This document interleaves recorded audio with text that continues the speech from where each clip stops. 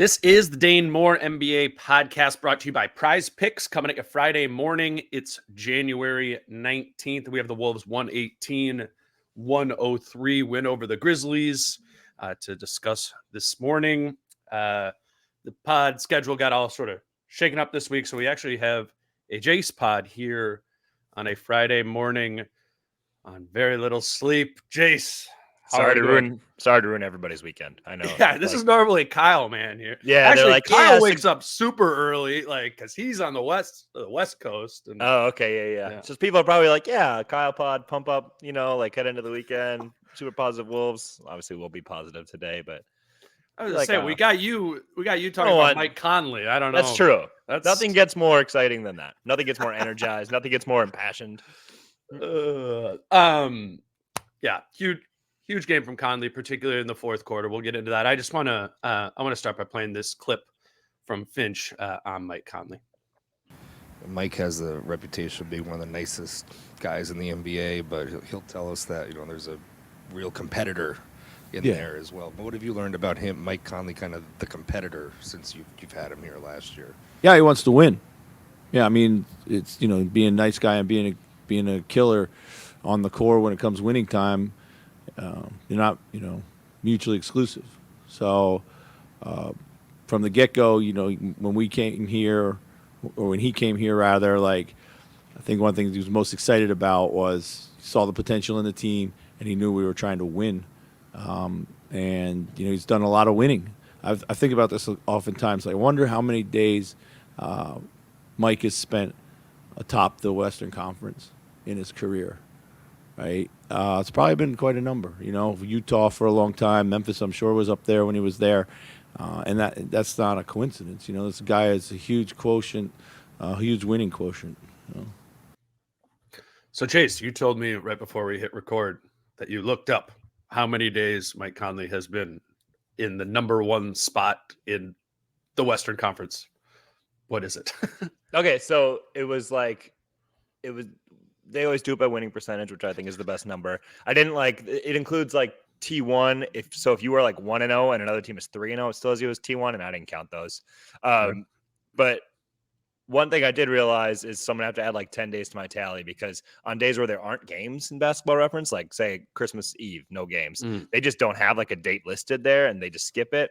So I'm missing my Wolves number for this year is 57, and it's 61. Okay. So.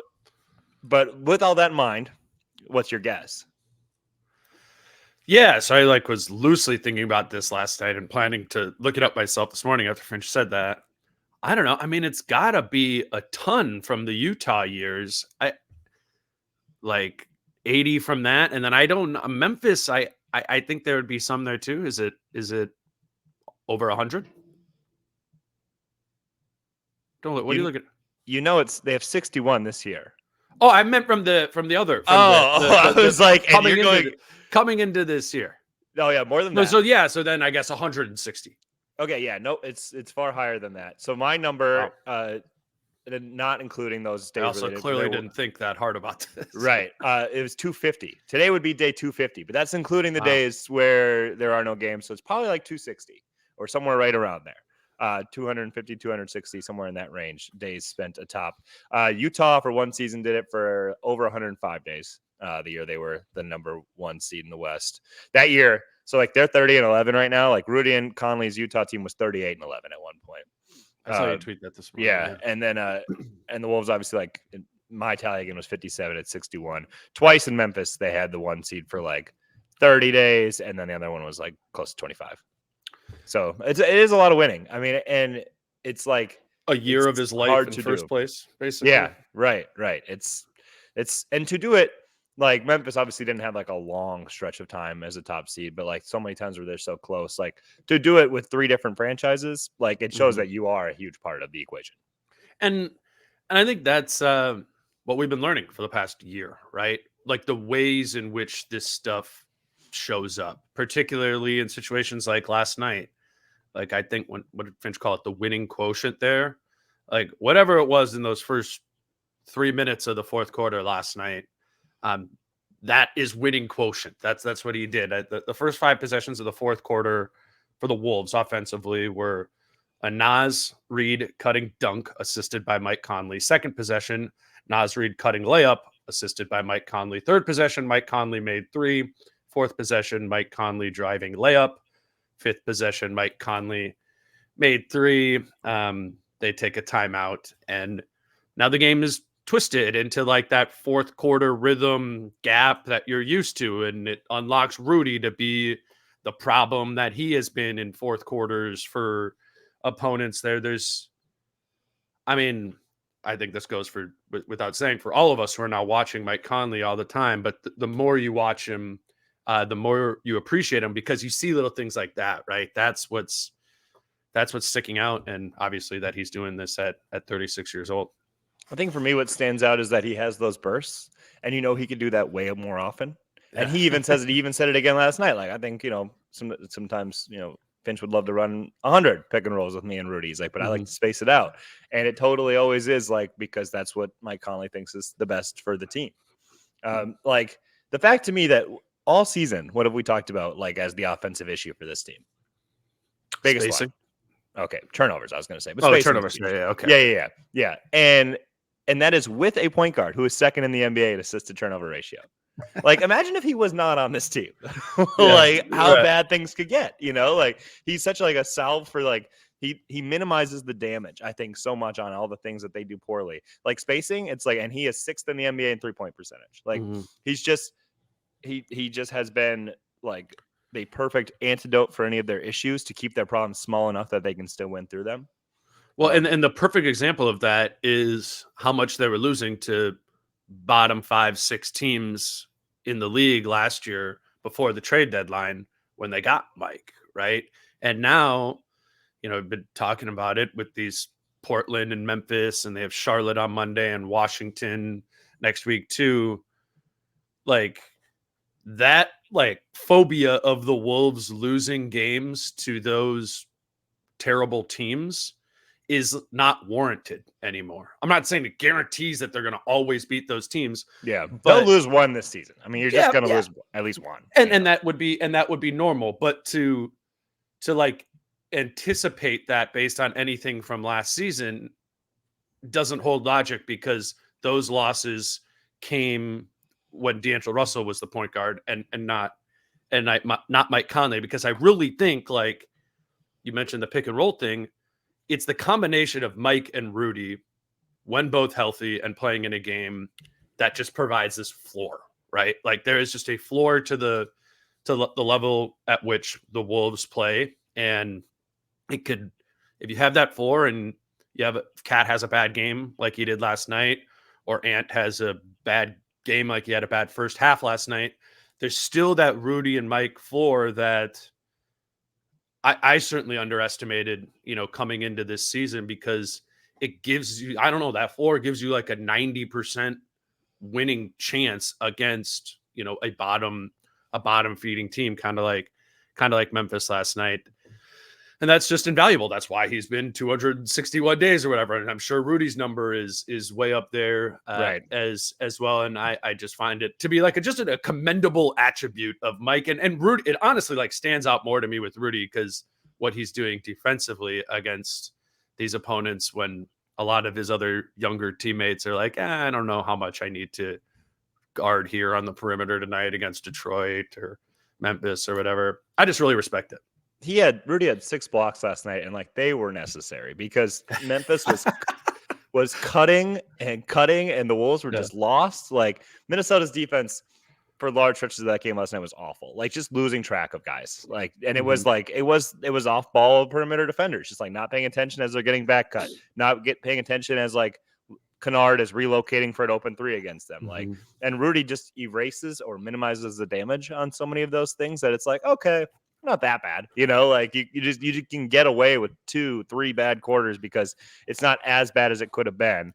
And you're right there still or whatever. It was huge. Like he's been his mere presence means that you are going to dominate like a facet of the game. And like you said, against bad teams, like as long as you're dominating a facet of the game, you're at very worst going to be there at the end and probably pull it out at the end against these types of teams, because they're not. It's hard for anybody to execute like half court offense against the like in the NBA against Rudy Gobert, it's really hard for bad teams to do it. Yeah. You know, you just don't have the personnel to exploit things. You don't like play the right way, frankly enough. Like Memphis played the right way. At some point, they just kind of run out of guys. That's what I felt like last night. But I don't even, like you said, we couldn't anticipate it. Like, it always comes back to, like, this isn't the same Rudy from last year. Like, last year's Rudy was such an outlier that, like, we watched that and we're like, I don't know. True. I don't know. You know, but if you knew you were going to get this guy, it's like, yeah, it's hard to lose. This is why his teams win regular season games at such an incredible clip, because he brings it every night and he gives you such a great baseline of, like, we are going to dominate down here. And you're going to have to play pretty well in other areas to best us. Nas and Ant are the other, like, played well or eventually played well in this game part, and I would just want to push that back to, like, the second segment and just focus on Mike a little bit more here. I mean, can we just go over the stat? Yeah. I bumped it twice yesterday, but more assists than field goal attempts this month. Like, for a guy who is still, like, shooting he's sixth in the NBA in 3-point. Yeah, I'm not even sure that's a good stat. It's not. It's not. But that is, like, he's doing it because it's what's required given everything else around him. Like, I always say, like, I would like to see, and it would probably not be on a great team, but, like, I would say I'd like to see Nas on, like, a different team. You know, like, what numbers if he's playing 33 minutes a game, like, if he's kind of a focal point of the offense, like, what numbers is he posting? Like, Mike Conley, just on a good team. Like, just say it's a him and Rudy team, and they wouldn't be a championship contender, but they would still be pretty good. Like, what types of numbers, if they did spam Mike Conley pick and rolls, what numbers could he post on a nightly basis where they're like, yeah, shoot it 16 times. That's great. Right. Because his efficiency is incredible. You see the spurts where he's asked to do it, or he decides, okay, it's time to do it, and it's great. He just is so willing to take a back seat to everybody else because he just wants to win a championship. And he, like, is navigating the path in his head of, like, throughout the season, I think, of, like, here's what we have to do. Here's, like, the example how you have to set. Here's what I have to hope that our offense gets to eventually down the road here. And here's how I think we can achieve it. Like, he's just so singularly focused on how are we going to win a championship this year? And I'm willing to sacrifice whatever is required for that. And it's very cool to see, because you don't see, like, seasons evolve like this through the eyes of, like, a veteran player too often, of how he really is trying to manage the game and the team at all times. Yeah. And it's, like, he's not going, he doesn't have, like, and I think he would say this, he doesn't have the, like, leadership skill of, like, shake you, yell at you, like, that's Kyle Anderson. Yeah, right, exactly. But, like, I don't think Mike could even do it if that was needed. That's just not, like, in his, at least as I understand it, his leadership style. So what he has to do, because I think he has that self-awareness, is sort of, like, think ahead and play that 3D chess in his head about, all right, what do I have to do? What do I have to show Ant? How much of a backseat do I have to take to get Ant to do these things that I know he's going to need to do this season for us to get to the level that we want to get to, that Ant doesn't know that he needs to actually do that. And you see him, it's just this, like, strategic pacing over the course. I think that's a cool thing about what we have, is that opportunity to talk to him on pretty much daily basis. And you can almost, like, see and hear and notice how those wheels are turning in his head. And it's been like a pretty fascinating thing for me to watch, because particularly with Ant, right? He's thinking about that. He's making intentional sacrifices, probably to, like, that hurt the team to not be shooting as much as he does. But he's like, no, this is what we actually need to do here. And not what I think is huge is he feels comfortable doing that because I think he knows his coach recognizes or is totally on the same wavelength as he is about all of this. But you're putting it together over the course of 82 games so that maybe Mike can be more, or you can just find that optimal ground to play on once obviously once the playoffs come. I think one example of that is, like, it not like a specific play, but just an idea of, like, to what we're talking about here. Like, there are times where, you know, if they're really harping on Ant, like, you got to get off the ball, like, get off the ball early. It'll come back to you. Like, Ant can get off the ball, and then it can end up in a situation where Mike might get the ball and have, like, a good look, or have a lane to, like, cut, you know, and get to the bucket or whatever. And, you know, either finish or, like, lob to Rudy or whatever. But if the opportunity is instead there to swing it to Ant, to show Ant, you can get off of it and the ball will get back to you. Yep. Then he's going to take that route because he wants to continue to reinforce this is what we want. See, it'll still come back to you. You'll still get good opportunities. And even if it ends up in a worse Ant shot than a Mike shot, if he's pushing in the message of get off it early, it'll come back to you. Trust it. That's better for the long term. Even if you don't score that possession where maybe you would have, or maybe Mike would have buried a three, like that's great for the team. But for the long term, it's like if we can continue to push in these messages to Ant of like do the right thing and it's going to work out for us and for you. That's what matters more, I think, in his head of like if we get Ant playing the right way the majority of the time, if we get Carl playing the right way the majority of the time, we can win a championship. That matters a lot more than me scoring 6 more points in this game. We're gonna hit a break here in a second, but you wrote a cool. Well, we should just repeat this every time. You're doing this Conley Corner thing every week or two. It's a one-on-one interview with Mike, and you focused on a bunch of different cool areas of Mike's brain, I guess. And this most recent one, you did the game day routine. People can go check this out. It's pinned on. It's the pinned tweet on Jace's profile if you want to find it directly that way. Can you just give like a cool Mike game day routine anecdote from that article? Yeah, I mean, I think for me, the only thing that I really got out of it was just like how good sales pitch. Well, I mean, like, you know, it's like, well, I guess we knew this about you knew this about Mike. Like it wasn't, but it would be surprising to other people maybe. I guess when I think about it, because it was Sunday, so I wrote it like a week ago. I got 2 things out of it. One was just in general, like how often it's just body recovery and like preparedness. Like the amount of times like he wakes up in the morning, gets out of bed, and the first thing he does is stretches something, like whatever he feels like most needs it. Like does like a stretching routine to start the day, like rolls out of bed and that's it. And then it's just like it's constant, like before shoot around, it's hot tub, cold tub. Before when he gets to the arena, before doing any workouts pregame, it's hot tub, cold tub. You know, it's just constantly like body. When they do layup line, like right before the game, they run out on the court, do layup lines. He does one layup and spends the rest of the time in mid-court stretching. And I've kind of noticed this, and I really paid attention to it like this week. Yeah. Like, yeah, he's literally just getting stretched while everybody else is shooting and doing layups because he's like, I know I'm not going to forget how to shoot. I don't have to feel like, okay, my jumper feels good for this game. I know how to shoot. It's all about making sure my body is prepared to play and keeping my body going for as long as possible.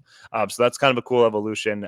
Probably something you see far more in veteran players. I remember Jamal Crawford did a ton of different stuff, just like different balls and rolling things like on his muscles and whatnot. I remember that. Yeah. But Mike's was very meticulous and like he's intentional about it. And then just like the shooting stuff, like just the like I do 10 of these from this spot. And then I go do 10 of these from this spot. And before shoot around starts, he takes 100 threes from various spots on the court. And a good number for him, he's like 75, 80. I was like, yeah, sounds right.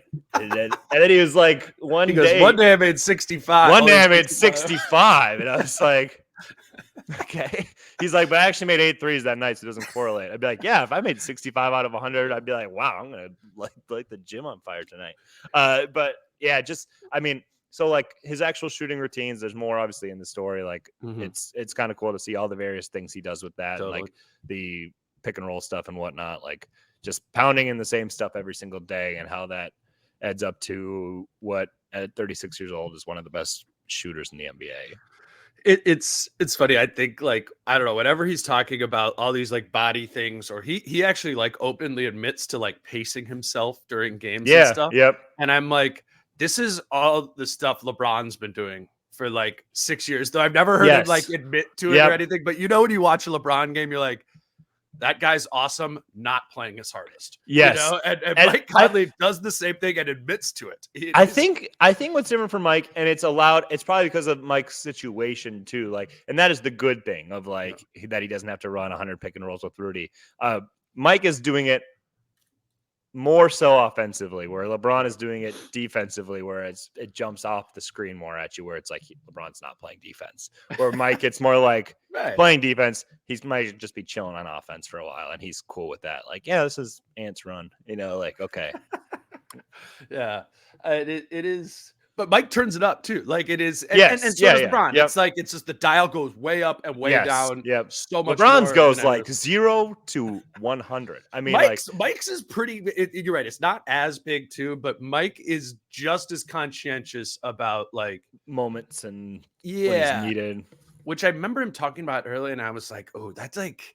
I feel like that mentality like gets you hurt, but that's me being so wrong because look at LeBron. It's like that mentality and that style is the reason he never does get hurt. And it's the reason Mike is, going to play probably 75, 80 games this season. We'll keep going here in a second. Let me grab our ad break here.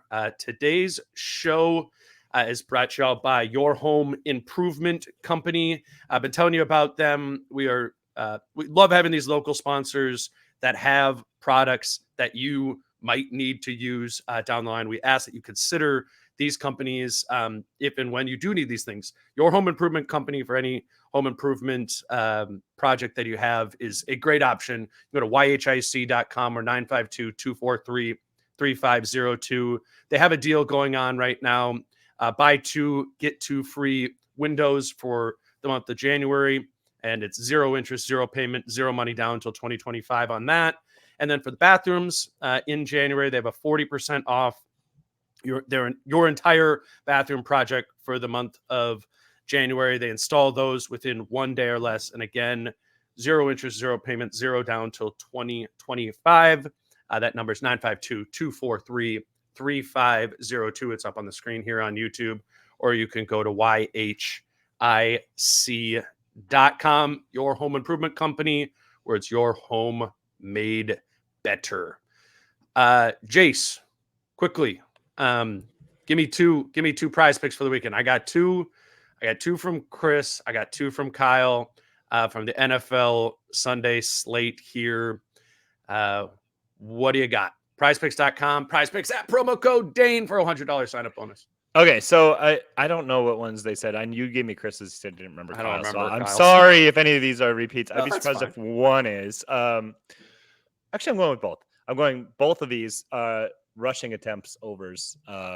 Rushing attempts. Yes. Yeah, nobody did rushing attempts, so you're good. But so. this is a good example that rushing attempts exists as an option here. What do we got? Isaiah Pacheco over 15.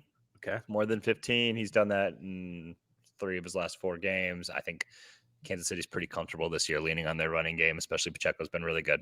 And then I just think like when the offense struggles a little bit, like I think it might this week, I think Josh Allen resorts to rushing more.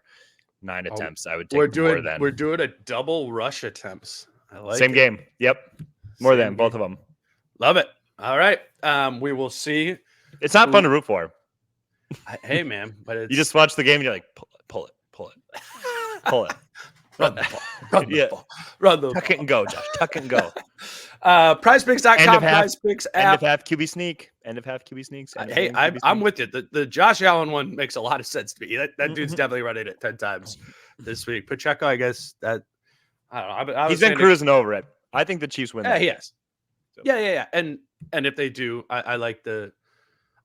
Like as a way to pursue these in general is like starting off of just a game script of the team that you think is going to win, and then finding like the ones that are most in line with that. Because and I don't even know if that's like the smartest gambling sort of thing, but if you're like, man, I really believe in the Texans this week, like then like, and if you're right about that, then these are probably going to hit it is like, say like, you live here, you can't bet on a score of a game or whatever. Yeah. You can't take Chiefs money line or whatever. You can say, I think the Chiefs are going to win. I'm going to go with Isaiah Pacheco rushing over because I think the Chiefs are going to control the game. Sure. It's more likely to lead to that result. And you even have the way to like backdoor out of that too. If they don't, because it could still obviously happen. I guess it could go against you as well. But, correct. They could win because they threw the ball 57 times. But anyways, it's just this is a fun thing to do this weekend, or just when the NFL playoffs are going on. And obviously, once the NFL's done, we'll kind of maybe talk a little bit more NBA on some of these. But PrizePicks.com, PrizePicks app, promo code Dane. All right, maybe we do Ant next here off of last night's game. I want to, and we can talk. He threw it off the backboard to himself. He dunked it, and it was awesome. And that's cool. That's cool. We could get into that. We can get into the 26 or 27 points he had in the second half. I think the biggest thing for me that I'm taking away from these games recently and last night that makes me more and more of a believer of an Anthony Edwards led offense is they're running more pick and roll. Anthony Edwards is running more pick and roll, and has a significantly better and growing confidence in that two-man game with Rudy Gobert. I asked Rudy about it after the game last night, about them turning up the pick and roll volume there, and he goes, I just think it's our best offense. He goes, particularly with Ant, and Ant already has an advantage normally. I can give him more of an advantage. You kind of put those things together. That seems to be seeping into the group more too, to Finch kind of allowing more and more pick and roll. I think this unlocks more Anthony Edwards, and we saw that Anthony Edwards in the second half last night. Yeah, and I'm not surprised that Rudy thinks that an offense that involves him more is the better option. I did kind of think that when I was asking him too. Yeah, that's fair. That's fair. But I like the way that they're doing it, especially like stretches like these. If you want to phase in more of that, like do it right now, where Ant's going to see more success with it, both with himself scoring, and also like he's going to see more success giving Rudy the ball in these situations too, because the opposition generally just doesn't have the answers for it. So like I like building confidence, building chemistry, camaraderie within it, like on higher frequencies in matchups that are more favorable. Sure. I think that's a great way to implement something, and they're having a lot of success with it. I bet Ant's belief grows in it to where maybe he even trusts more in it when the matchups get tougher, when the coverages get tougher on him. Like when it's like you have to throw it, and you have to throw it to Rudy in kind of a split second, like as they're hard hedging on you. So yeah, like right now the reads are a little easier because the teams suck that they're going against. But when things get more difficult, as you have built up these reps and the muscle memory and the confidence, like. I like that's that. what it is. It's the muscle memory and the confidence, though, because when it isn't the easy opponent, there will be a mistake. There will be a turnover. Exactly, and that's what I'm seeing Ant fighting is because Rudy is going to drop or not cleanly catch whatever 1 in 4 or 5 of those passes, and I'm like my eye is now trained to go to Ant and his reaction to that, which oftentimes like peels off and looks at Finch like, "What do you want me to do here?"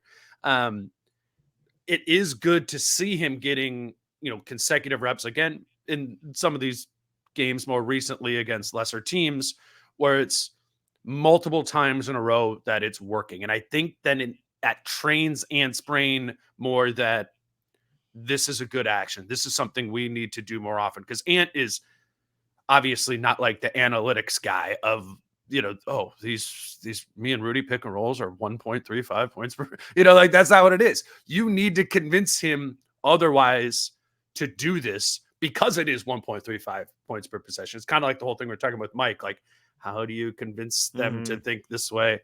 But I'm seeing it happening. I'm seeing it happen more and more, or at least from my perspective, that Ant is looking more comfortable with it. We're talking to him about it more, and he's like, yeah, I'm feeling this. I'm feeling more comfortable with the Rudy pick and roll game or playing with him. And I just think that matters, because I'm with you. I'm not surprised Rudy thinks that's their best offense, but I also kind of do too. I think it's got to be a heavy. There's a reason why every team with like star wings runs a heavy dosage of pick and rolls. I mean, like, you are creating better matchups or space or an easy generated 2-on-1 where like there's such an easy read off of it. Like it's just it simplifies the game. No matter how good the opponent's pick and roll coverage is, it simplifies the options and gives you an easier out generally. And so obviously a back-to-back first half. We know what that looks like. We've seen Ant in the majority of his back-to-backs play like the way he played in the first half last night. 2 points, 2 rebounds, 1 assist, 2 turnovers in the first half, and he finishes with like 28 and a bunch of other stats. How do you feel about like the idea that, okay, he's still tired and doesn't have it on back-to-backs in the beginning of the games, but he's grown in that he could turn it on in the second half. You know, like that's better than what back-to-backs were the first couple of years of his career. I don't know. Maybe it's as simple as that, but that's as wild of two different halves that I've seen from a player in person, like ever. Terrible, nothing, not awake, into invigorating, efficient, effective, fun, huge page turn from first half to second half.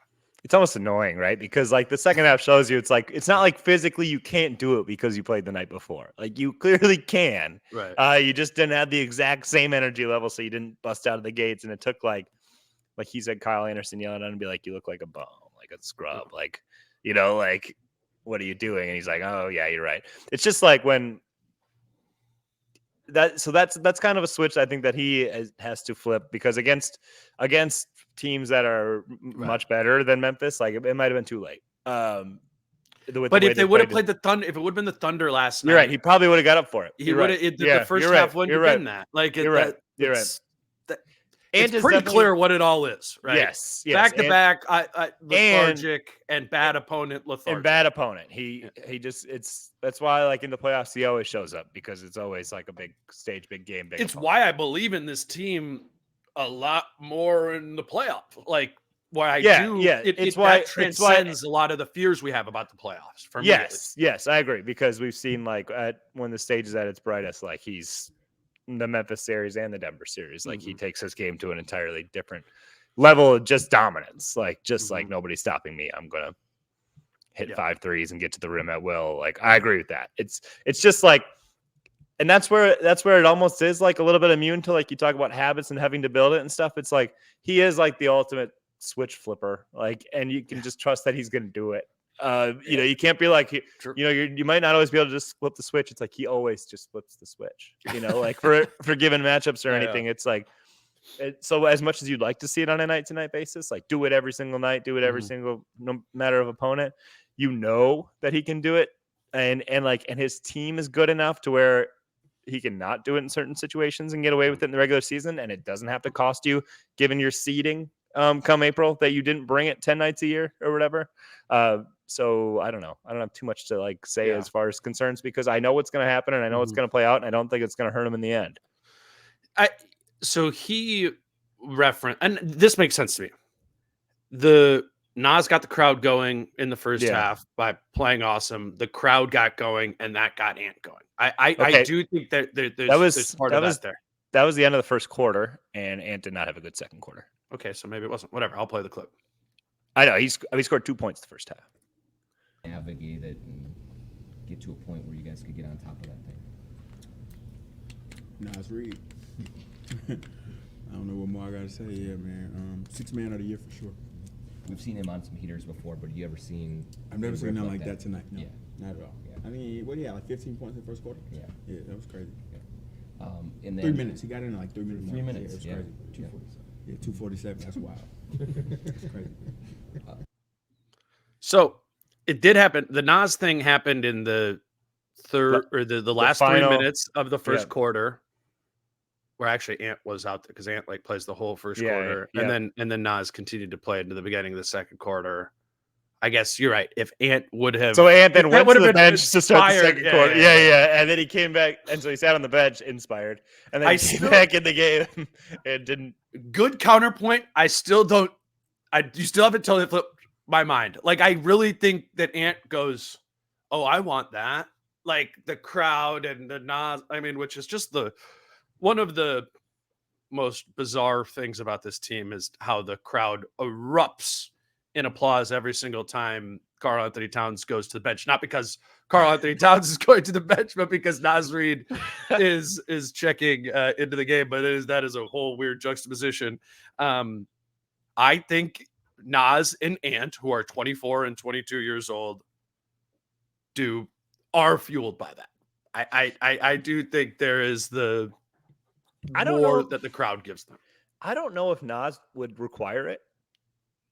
Like, I mean, I'd have to check. I don't think he's been that bad on the road either. Like, I mean, I know what you're saying. Like, an Ant doesn't require it, but I definitely think it takes Ant's game up to a notch. I'm sure it doesn't hurt Nas that every time he does anything, the building just electrifies. But Right. I don't know if like he's somebody with his mentality. I don't know if it'd be required for him Nas. to take his game to a different level. Yeah. Yeah. Mhm. And to yeah, definitely like as a supercharger. right. And leads to like, what can I do next? You know, like to get them I- back on their feet or keep them going.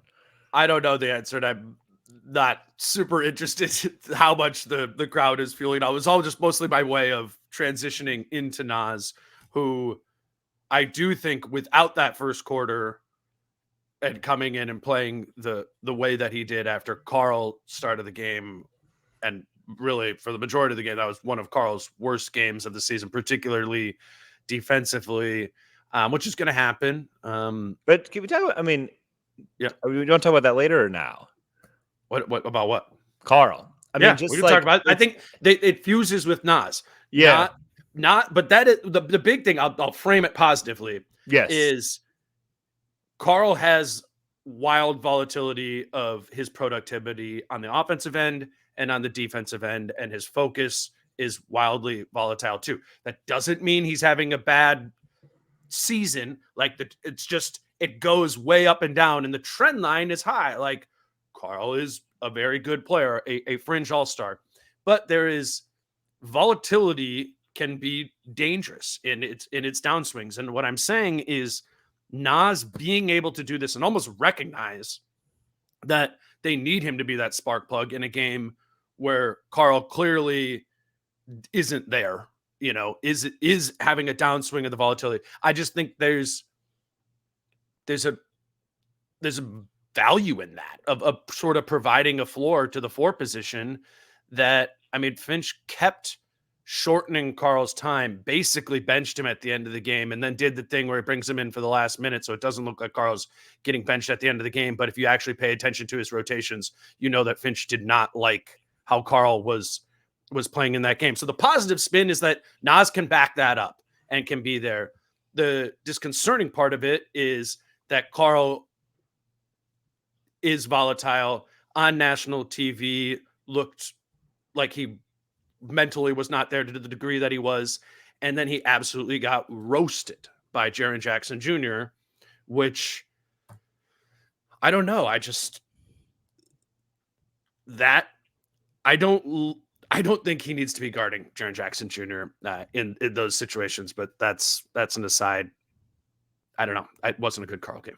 yeah. I would say like the biggest positive is that Chris Finch has shown that he is willing to like pretty much bench Carl and is smart enough to know, and I'll sneak him back in here so that Carl doesn't feel like he got benched and it's not any kind of like a storyline. So it really, it's the best of both worlds. So I think that's just great coaching. But yeah, and I think that's a good idea too.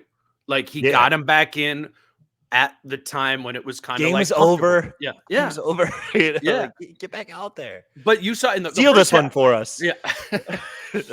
in the first half when Nas played, he checked in at the 3 minutes left in the first quarter, and he checked out with 3 minutes left in the second quarter.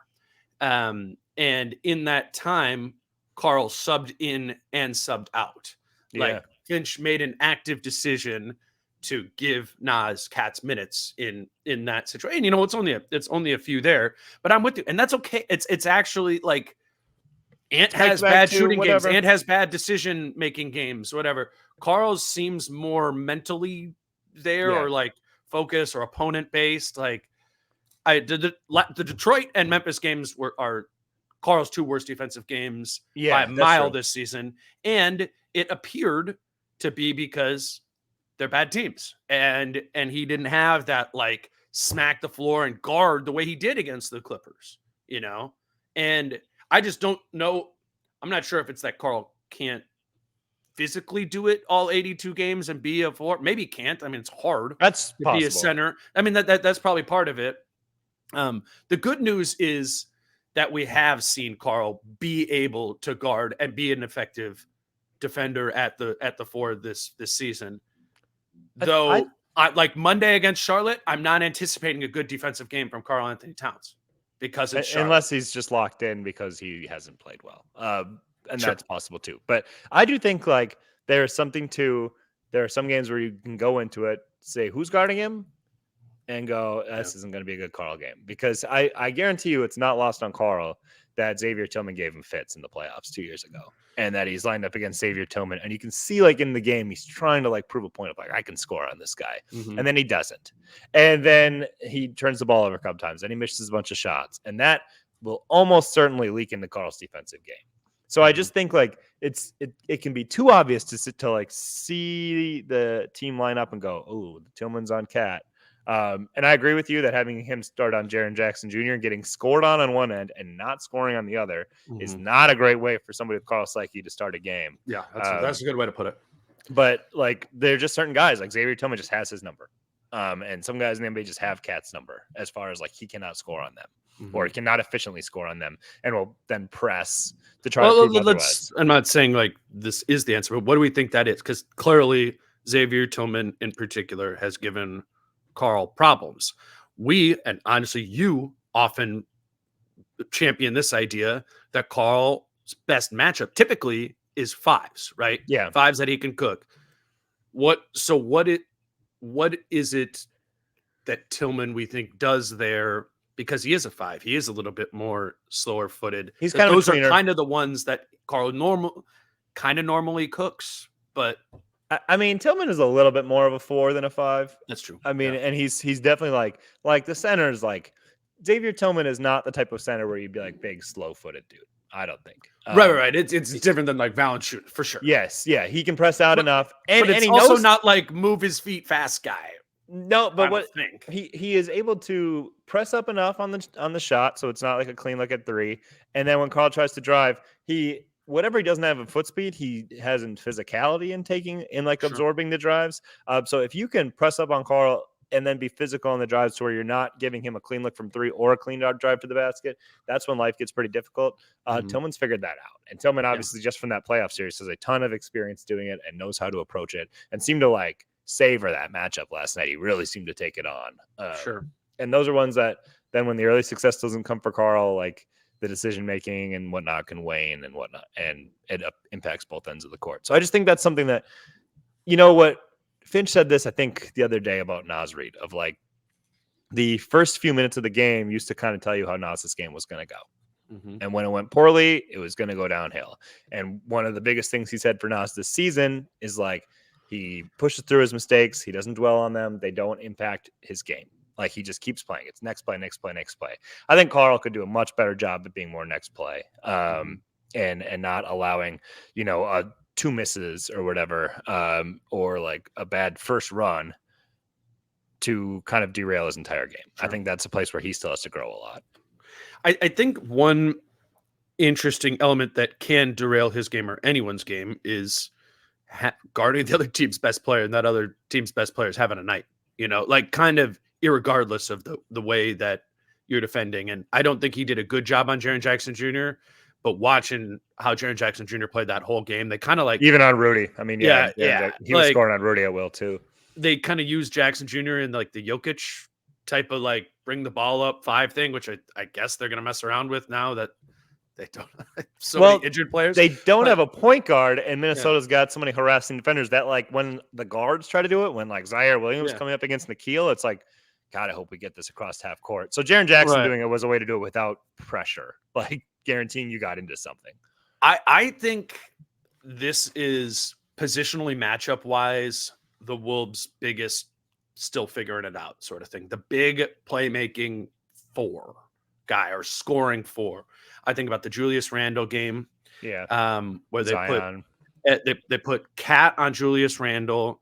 Against Zion, they were like, okay, like Cat didn't work on Julius Randle. We put Ant on Zion there, which led me to believe it would be one of Cat or Ant on Paolo Banchero, but then they went McDaniels on him, and McDaniels was awesome there. Called that one. Yeah, you did call that one actually on the pod. But yes, we've talked about this before. Like this is kind of a concern, I think, is that type of player for against this Wolves team of figuring out who best guards that. I mean, Jaren Jackson Jr., I guess, is just significantly bigger than Paolo Banchero. That's why you can't. Yeah, I don't think Paolo's just not quite to like he's putting up great numbers and stuff, but like I don't. it's just not like quite the same like grown man status that like Zion, Sure. Julius, and Jaren, like even just Yeah, watching him he play. looks like it in person, but you're right. He doesn't play with. It's totally fair to say he doesn't play with the same force as Zion, Julius Randle, and Jared Jackson. Right, Jr. right. Those guys Even are if just the like stature there's a wise, reason he's why better. they're all stars, why they've been all stars, and they're older as well. Like that all plays into it, you know. Sure. But I honestly like last night in like the second or third quarter, I was like, what has Jaren Jackson? I was like, let me check this guy's game log because he looks incredible. And it's like, no, not that great of a season. Shooting the ball not very efficiently. I know he hasn't had too much around him, but like not having a great year and looking like an all-star, just like Zion. You know, like you look at his game log, it's like, well, he's not doing this on a nightly basis. So I agree with you. It's really become like a matchup thing where these guys are good players and they are all looking significantly better against Minnesota than they do against others. They did shift it to Rudy on him in the second half. Didn't help very much. It was better than the first half. Yes, no, I and Rudy was bad on Jackson Jaren Jr. just in wasn't the on. second half. Jaren just wasn't on the court. And that's a good call. Yeah, I mean, Jaren scored like. I guess my a question lot is, of what would points. you do? You're Chris Finch. Jaren Jackson Jr. is doing that. How do you guard Jaren Jackson Jr. in that matchup? Because they went with Ant for a little while. Yeah. In the second quarter. Well, like intentionally, not on switches, like that. Finch said, you go guard him. I think they did it not very long though, because then Ant quickly picked up a personal foul like that sent him to the line, and I don't think they went to it too much longer than that. Mm-hmm. So I don't know. I mean, I think in like a playoff series, I would go with like an Ant. Obviously, this is you're not facing Jaren Jackson Jr. in the playoffs, but I would go with Ant because I just think like Rudy out there now. If Jaren Jackson is starting at the top of the court and like somebody cuts, there's no Rudy back behind. So I don't like Rudy being able to be taken away from the action. And I also just like Rudy on ball is just not as good. Like we've seen Embiid, AD. I know these guys are great, Jaren Jackson, but like Rudy is then kind of on an island with no help. Like, well, he doesn't get to do that special stuff like the gap help always being there, even if he's not the gap help. He can be like two passes away and he's the gap help. He's doing that with others and he's doing it with Jaren Jackson, you know, like, and I know he got his against Carl, but at least having Rudy there, like does make it a little bit tougher to attack the rack, you know, like where that's not there when Rudy's the guy guarding him. So I think Rudy is so much more impactful as an off-ball defender than an on-ball defender. Yeah. And I know we've seen various times where it's like Rudy shut player A down, but a lot of the elite guys have gotten theirs in that matchup. So I would just like, if they're going to get theirs anyway, limit everything else by having Rudy in the spot where he can kind of eliminate a part of the court. Yeah.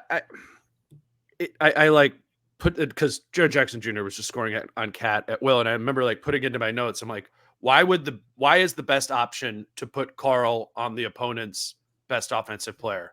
And then I deleted it because I was like, well, against Denver, we all agree. Like that's the best option. Put Carl on Jokic and have Rudy lurk off of Gordon. So I'm like, I don't know. Maybe am I just overreacting to, one Carl game here where I think he probably didn't bring one that it wasn't a good Carl game, for whatever reason.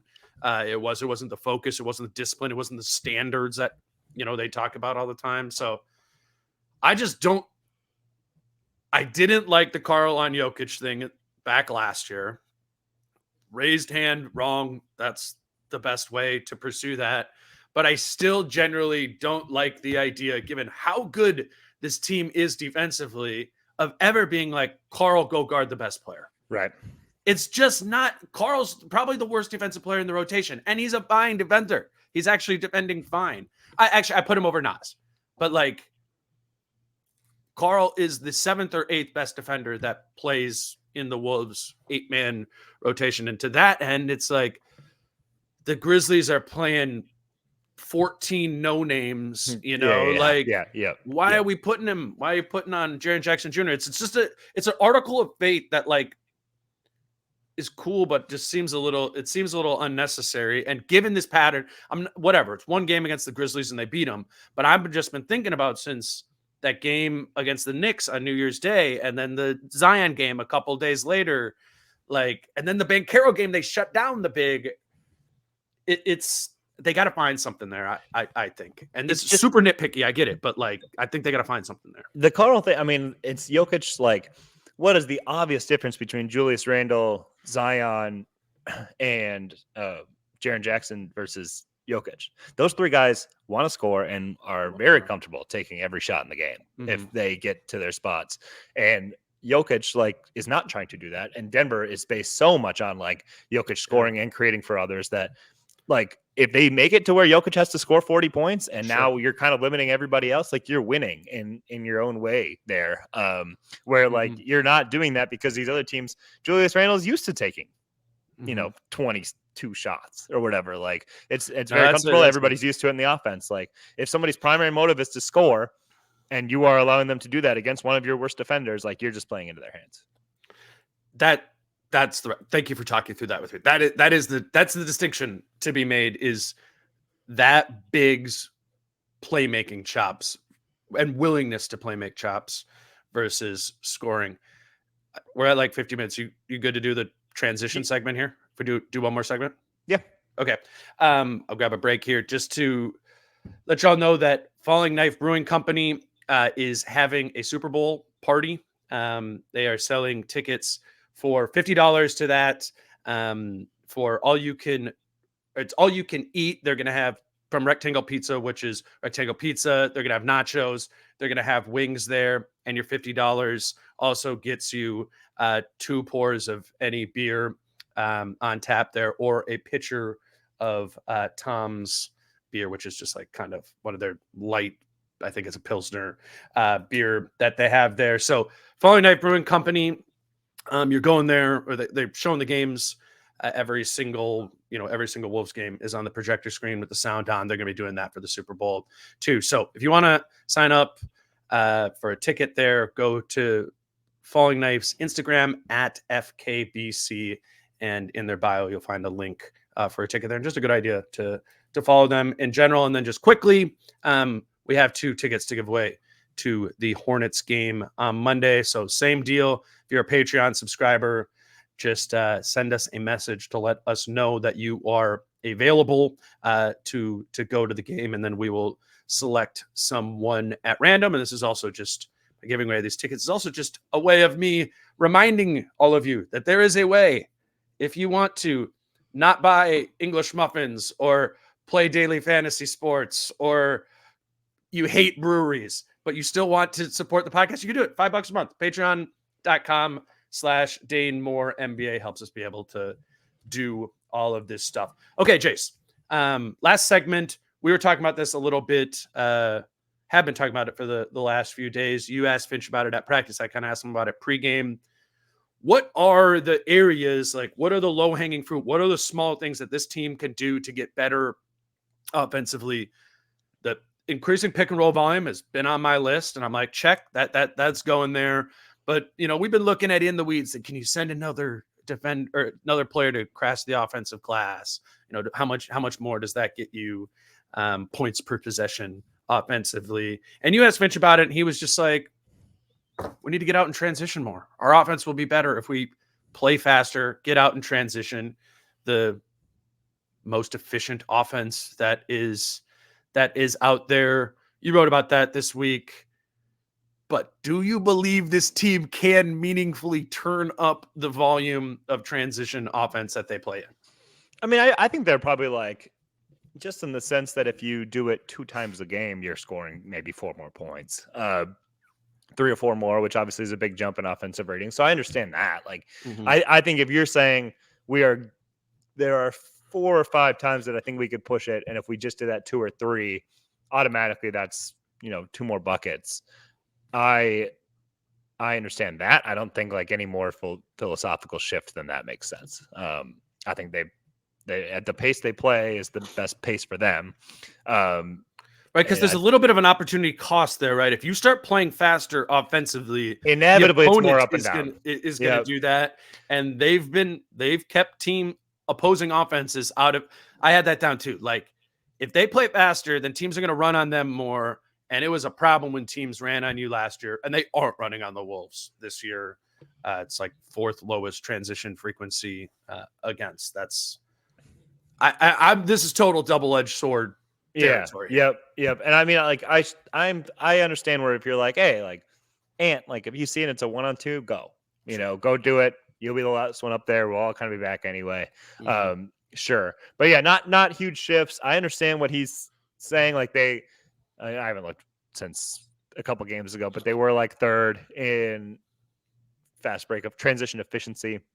We were talking about that yesterday. Yeah, though. with a super low frequency, and we're always like, is it so high because you are so picky and selective with it that it often is just like a leak out dunk where it's like, of course you're going to score there. Yeah. And would the efficiency remain if the frequency went up? We did also point out that other teams that were really low in frequency were low in efficiency, so it didn't work out that way for other teams. But generally when you generate as many stops as Minnesota should, there should be a lot of opportunities to get out because it is always off misses and whatnot. But so, I mean, I would say just like you could take it up a little bit, but not a lot. And you and I both think like we're more interested in how do you make the half court offense better because that is more for the playoffs. It's more applicable for postseason basketball. Yeah. I tweeted this out, I think on Monday or something, just looking at how much offensive efficiency is up in the league now. I don't know if you saw that tweet I had.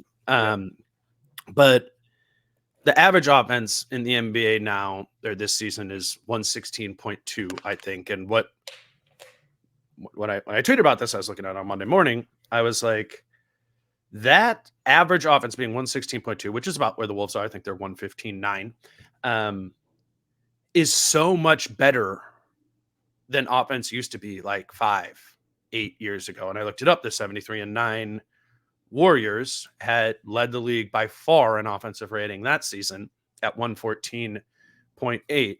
And I don't even know if this is super Timberwolves specific, or maybe it's tangentially related to the Timberwolves because we're talking all the time about like, how do you get the offense better? But the Wolves offense right now is significantly more efficient than the 73-9 Golden State Warriors were in 2015, 2016. And I just think this is a weird, interesting sort of thing for a coach or teams to pursue, is like, what was once good offense, has now become mediocre offense. What was once mediocre offense, 5-10 years ago, is now like, do not ever do that. We are going to fall behind if you do that, which is obviously, it's like some of the typical things like taking mid-range shots, and at a high frequency or whatever.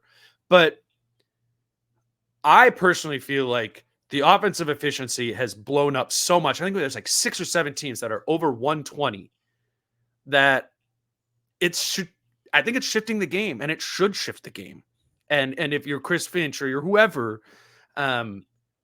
you need to get greedier about efficiency. That is just a necessity in today's day and age. I always think about how Rudy and Mike were like, yeah, we don't want to run too many of the side pick and rolls because we don't want everyone else to get bored. You're getting to a point in the league, just mathematically, that you need to kind of hammer some of those things simply so as to be keeping up with the Pacers who you're playing against or whatever. I don't really have a fully formed thought on this, but I'm just interested. I think you're tracking on what I'm saying. Like, what does this change in the league now that offensive efficiency is just up everywhere? What have you noticed is changing, and how do teams or coaches need to approach that like differently? Oh, I actually have different. I wanted to take in a different direction. Sure. So if you wanted to add something to that, go No, ahead. I don't. I literally don't know the answer. Okay. I just like mathematically, right? Like, you need to start thinking about these things. So I think so last year in the playoffs, the Nuggets posted really high. It was like 118 was their offensive efficiency in the playoffs. That was like, I mean, that's pretty nuclear. But in the season prior to that, Golden State wins the title. Playoff offensive rating 114.5. Okay. Bucks win the title the year before that. Playoff offensive rating 112.2. Wow. I just don't know if you need to do that to win a title. Huh. I do think, like, to some degree, like, especially these teams that, like, the Golden State did win the title with defense. I mean, like, I know it's always been thought of as like a Steph thing and whatnot, but like they've always when they won, it's been defensive based. Milwaukee, And so did Milwaukee, and if the Wolves Milwaukee do too, more of a defensive based team. The Wolves more of a defensive based team. So it's like it's like as bad as their offense is now, if they're able to maintain this exact same efficiency in the playoffs, I don't know how likely that is. It probably will dip some, but if you can just maintain it, it's probably good enough. As like, and I know there's room for growth and whatnot, and it's definitely their biggest bugaboo right now, but they're still winning through it. So that's why I'm almost interested to see, like, there are so many things with this team, and this is one of them where we need to see them go through a playoff run and see, like, does it work? Does it obviously not work? Because in past seasons, I've been able to be like, they're going to lose because of this Jace, and this. it's unlikely that they would be able to maintain. If you're saying the Wolves' offensive rate this year is like 116, it's unlikely that they would be able to maintain that in the playoffs because you just listed all of those other teams who their offensive rating dropped in the playoffs. So, like, yeah, could the Wolves? So the year Milwaukee that? won, they went from a 116 to a 112. Yeah, that was that's the last one I was going off of. Like, yeah. So that's a dip, but it's not. What are the Wolves at right now? 116, I think. Yeah. 116. Yeah. Right. And Golden State was a 112 in the regular season and then a 112 in the playoffs. Okay. I would anticipate still that for any team, all 30 teams, I would guess that their offensive rating in the playoffs will be worse than it was during the regular season. You don't agree with that? That it wasn't for the championship teams. I'm saying if you're choosing one at random, yes, you would. You would. You know what I'm getting at. I'm just saying if that is their idea, it's like, no, we know that we can copy paste this into the playoffs. Dane, think that is not a likely outcome that you would be able to do. It's a possible one, but that's why I do think some of these things matter. The pick and roll volume, the maybe playing with a little bit more pace, the maybe being more impactful on the offensive glass.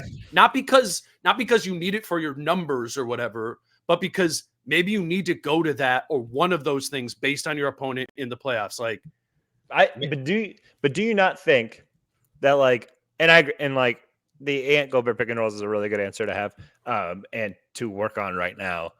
Do you not, like, all of us have been like, why don't you just run more Mike Conley, Rudy Gobert pick and rolls? Do you not think come playoff time that both Conley and Finch would be like, yep, let's crank it up? I think it would be fairly seamless. Mm-hmm. Yeah. Do you think there would be any negative externalities of running more of it? Because I don't. Like, I don't. No. So they're just not running it a lot now. What are you gonna do? Like, use Carl less? Like, I don't. Like, I mean, yeah.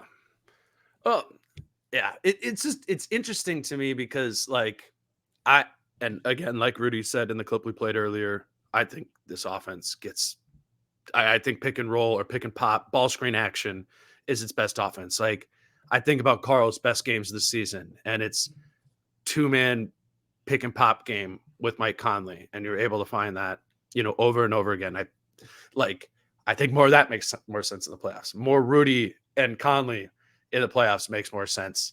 Obviously, like Rudy and the other or Ant and the other bigs as well. But I just wonder if then come playoff time, do you just be like, all right, it's in Mike's hands, like, way more? And, like, do you think Ant's going to do that? Like, be cool with that?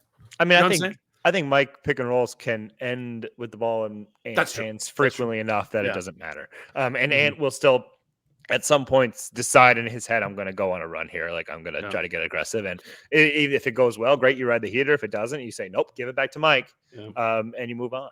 And I think in the playoffs, I think if they're winning games, Ant will have no qualms with how they're doing it, frankly. Yeah, it's just like,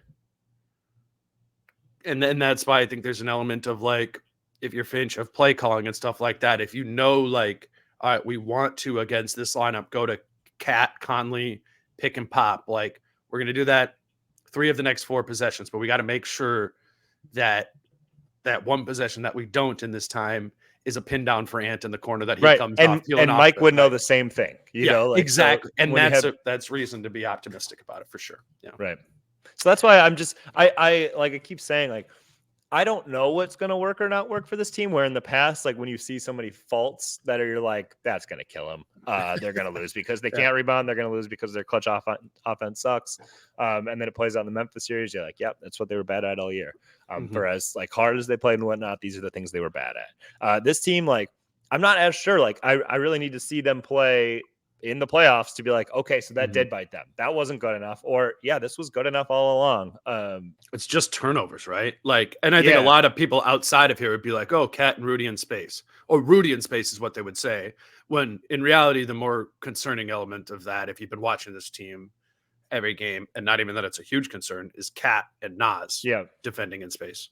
Rudy just out on the perimeter has done a really nice job with his hands. Like, just distorting enough, like just I love when the big picks up their dribble and Rudy just kind of gets that he hounds big attack to him. He hounds in the way that like you would do to like a fourth grade basketball where it's like pick up the ball and you're like crap because now this guy is just like doing this thing. He's all about it. Or like when he does that, he's beyond like seventh grade. But Rudy does it, and the big is like, nobody does this to me. Stop. Well, and the big is like, I haven't been like trapped since.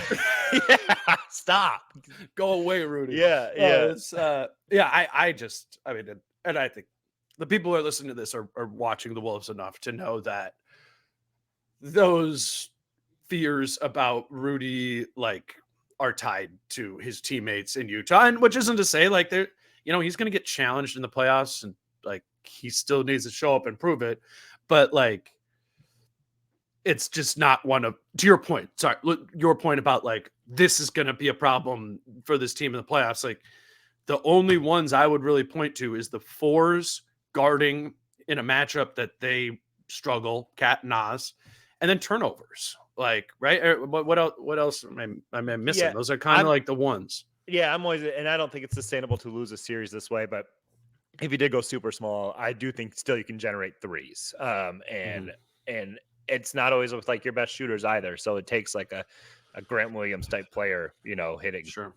4 out of 7 or something like that. But like though that can be done. But like I said, like I think that's one where the Wolves, you just play your odds. And Rudy will. That's what Rudy's gonna do. He's gonna.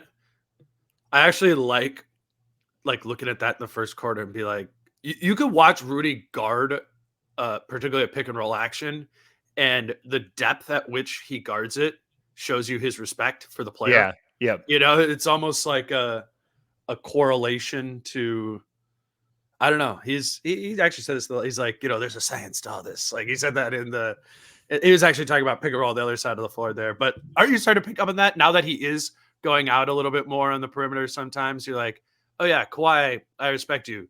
Everyone on Detroit, I don't, and I don't know. It's been fun to watch. I'm really enjoying the Rudy Gobert experience of the past few weeks. I think he is, his Q score is going up in my head, and I think he should be an all-star. I don't think he will be, but I really do think that Rudy Gobert belongs in the all-star game this season. You got anything else, Jace? You want to wrap it up? Nope. You don't want to wrap it up. You want to keep going? Nope. All right, he's Jace Frederick. We'll be back probably to talk. We got to figure out the schedule. Probably earlier next week, back to Jace's normal time, maybe before the road trip or after one of those road games in Washington or Brooklyn. Next up, don't normally record on the weekends, but Britt and I are going to record on Sunday morning after that Thunder game because seems like a pretty big game that I will want to talk about immediately after. So that's next up in your feed. Yeah. Other than that, have a good weekend. Check out Jace's the two pieces. I really liked him. He lays out all the details of the pace and transition stuff that this team can add. And then also the Conley corner. That stuff is some of the best content we've had on the Wolves beat this whole season. So Jace, appreciate you doing it. Follow Jace on Twitter at Jace Frederick. Until Sunday morning with Britt. He's Jace. I'm Dane. Peace out. How I'm feeling, man, I hope it never stop, yeah. Green and hot so you can find me in the crowd, yeah. Don't let standards ever